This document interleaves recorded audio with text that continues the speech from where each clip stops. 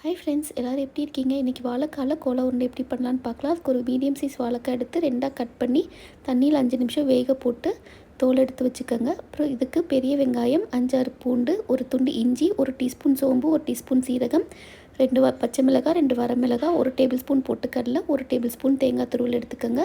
கடாயில் 1 table spoon எண்ணெய் சூடு பண்ணி சோம்பு, சீரகம், பச்சை மிளகாய், வரமிளகாய், இஞ்சி, பூண்டு, பொட்டுக்கடலை, பெரிய வெங்காயம் எல்லாத்தையும் சேர்த்துட்டு நல்லா வதக்கிக்கோங்க.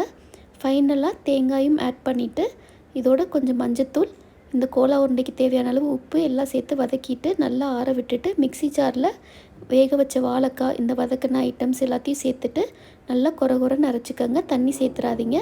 1 டேபிள் ஸ்பூன் அரிசி மாவு கலந்து நல்லா குட்டி குட்டி உருண்டையாக உருட்டிட்டு மீடியம் ஃப்ளேமில் பொரிச்சு எடுத்துட்டிங்கன்னா சூப்பரான கோலா உருண்டை ரெடி.